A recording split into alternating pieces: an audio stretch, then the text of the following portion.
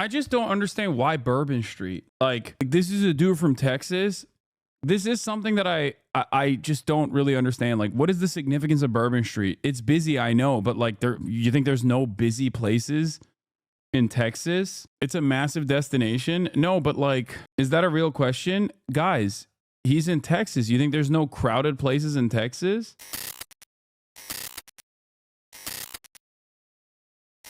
Let's move on to the suspect's timeline in the deadly New Orleans attack. Details on the terror. Just want to remind people that if you were to consider this to be like a Islamist or whatever, right? And there's at least some evidence laid out that this is the case so far. It would be one of the very few domestic people that were inspired by ISIS or any sort of like Islamist movement, if you want to consider it, to the overwhelming majority of right-wing, white nationalist, anti-government extremist attacks, which comprise damn near the entirety of domestic terror incidents on U.S. soil, from school shootings and mass shootings all the way to car rammings and the like. Having said that, however, the previous government rarely ever tackled it, even though it got to such a degree that even under the Trump administration, the FBI kept repeating this point that like white supremacists might be a larger problem for the American government and for the safety and security of American citizens than what we previously thought was Islamic terrorism or whatever. And they didn't really do enough. They didn't really do enough to combat it in general. And I think that they're not going to do that in this upcoming administration at all. If anything, all signs point to them emboldening the people that engage in these sorts of actions with regular frequency. Now we have new details on the terror in New Orleans that killed 14 and injured many others. Trevor Ault is in New Orleans with the latest, including new videos of the suspect allegedly placing explosives. Good morning, Trevor.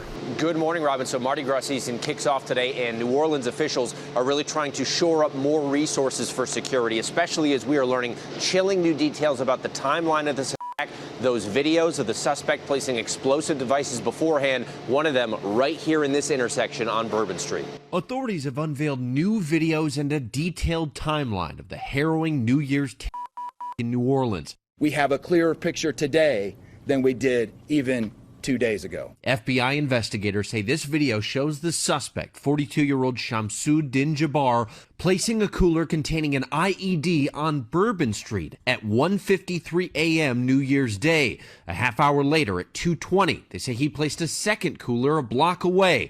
And less than an hour after that, at 3:15, he raced down Bourbon Street in his rented F-150, killing 14 people and injuring dozens more. And authorities say it could have been even worse had he been able to detonate those IEDs. He didn't use the correct device to set it off, and that is just indicative of his inexperience. Investigators also revealed the suspect traveled to New Orleans 2 times months before the attack, filming this video wearing meta Wait, they released the videos he made on the way there? glasses riding a bicycle around the French Quarter. They also say in 2023, he traveled to Egypt and Ontario, Canada, and authorities are looking into whether those trips may have played a role in his radicalization. Our agents are getting answers as to where he went, who he met with, and how those trips may or may not tie into his actions here in our city in New Orleans. President Biden is set to visit today to grieve with the community as security preparations are underway for Mardi Gras and the Super Bowl. I have specifically requested through the White House that the city of I just don't understand why Bourbon Street. Like this is a dude from Texas. This is something that I just don't really understand. Like, what is the significance of Bourbon Street? It's busy, I know, but like, you think there's no busy places in Texas? It's a massive destination. No, but like, is that a real question, guys? He's in Texas. You think there's no crowded places in Texas? Am I crazy about that? I don't even think it's like a massive drinking town on a huge drinking holiday. Like, there's 6th Street in Austin, which is far closer to the perpetrator, you know? Massively crowded with zero other cars or obstacles. It's very tight streets, wall to wall with people. Yeah. Also, if New Orleans, like, you have Mardi Gras, which would be far more impactful in general. So I think that there are a lot of people that are patching it together after the fact when they think about like Bourbon Street being a target, if that makes sense. Texas is too car brain to have large gatherings in open spaces like this. I don't know. It was a big college game, the Sugar Bowl, a national playoff sport. Yeah, that's definitely something, but I don't know. I don't know why. New Orleans, Why are you listing ideas for a sus? Yeah, okay, dude, calm down. assisted with getting a tactical expert in our city this week to map our city for target hardening measures, where and how. And over the weekend, a number of vigils held in memory of the victims, among them 25-year-old Billy DeMeo, remembered by his family as a rare, appreciative soul. Every room he walked into, he just lit it up with his huge smile and contagious laugh. He was just perfect. He was just a perfect human. So President Biden is expected here in New Orleans this afternoon, and the mayor says she will be asking him directly about raising the security level and getting that federal security assistance for Mardi Gras, just like they're expecting for the Super Bowl, George. Okay, Trevor, thanks. We turn now to the investigation into the news. Yeah, then there's also obviously the Cybertruck situation as well. But there was one more thing that I wanted to talk about with respect to this. Hold on. That's just a funny tweet. Justin Trudeau's resignation. Joe Biden had a silly take. The Cybertruck one makes no sense. Yeah. By the way, the FBI released more info on the pipe from the day before January 6th. Oh, the FBI is releasing more information about his pipe investigation, including an estimate that the unidentified suspect. Oh, this is one of the craziest ones, because one of the craziest ones here is this guy did actually FBI releases new video of a suspect planning pipe near DNC offices on the eve of the Capitol riot. They never found this guy, the January 6th pipe. They never found him. He got away. Straight up. Guy, by which you mean Marjorie Taylor Greene? Sure. Fair. Hoping to generate new tips from the public, the FBI is releasing more information about his pipe investigation, including an estimate that the unidentified suspect is about 5 feet 7 inches tall. The Bureau is also posting previously unreleased video of the suspect placing one of the bombs. A host of basic questions remain unanswered 4 years later. For starters, investigators haven't determined if the suspect is a man or a woman. Okay, more evidence to suggest that it might be Marjorie Taylor Greene. Fair and balanced.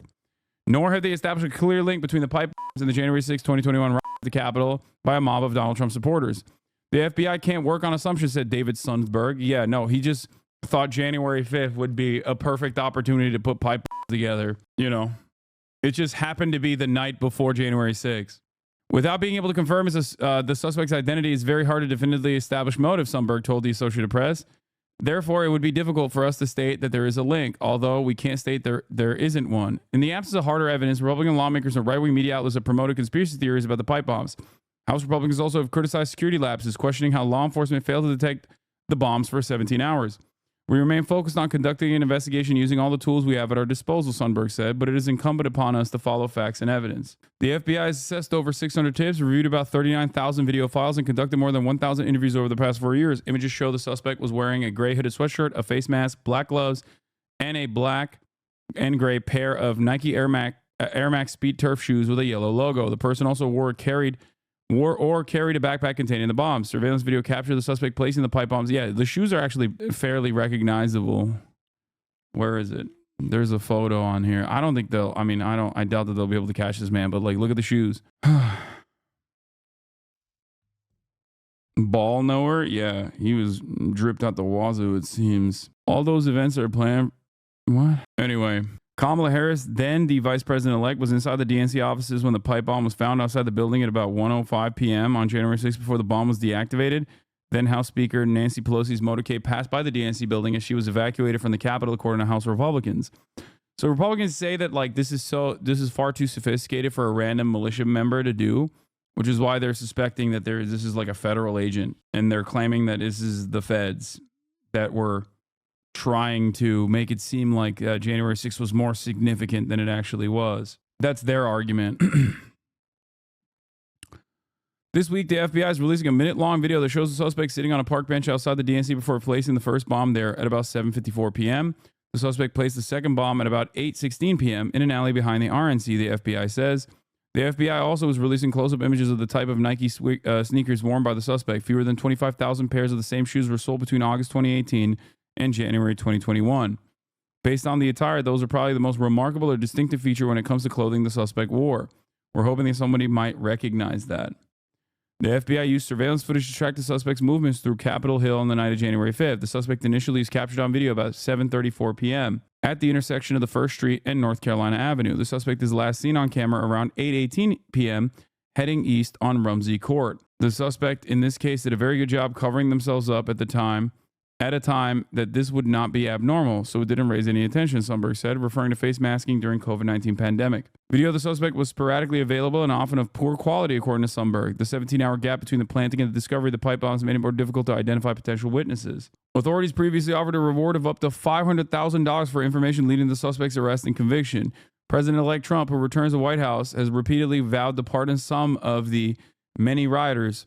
Sundberg said he didn't expect the change in administration to alter course on the FBI's pipe bomb investigation. We don't know who the suspect is, and I expect that we will continue to work this case until its logical conclusion and we identify a suspect. It's crazy that this was also one of the more consequential parts of January 6th, but because it was thwarted ahead of time before it came to fruition, it's kind of treated as an afterthought. There's also another thing that people say where they're like, oh, no one had anything on them when they were arrested on January 6th. It was just like a simple walk throughout the halls of the Capitol. That's also incorrect. There were people with guns and there were people with zip ties.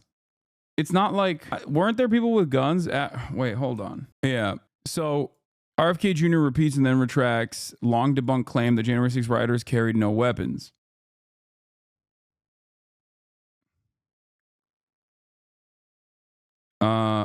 Where is it? After CNN asked the campaign for a comment. Facts first. The claim that January 6th rioters did not carry any weapons is not even close to true, as video footage showed that the very day, and as numerous court cases have further proven, people who illegally breached Capitol grounds during the riot were armed with a wide variety of weapons, including guns, stun guns, knives. Jumped in my 5.0. Thank you for the 5 gifted subs. Yeah. Knives, batons, baseball bats, flagpoles, and chemical sprays. The Justice Department, it's bear spray probably, bear mace.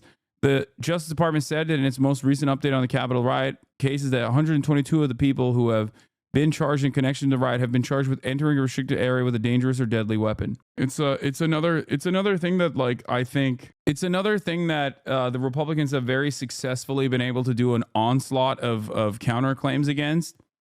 So people just like take it as fact. And it is very strange that you can just kind of do that. You can kind of do that about anything, but you can especially do that about anything that the Republican Party decides to just lie about. Very strange situation where they're just like, nah, there were no guns. It was peaceful. They just kind of walked in through the halls, and it's like, but it's on camera. Yeah. Also,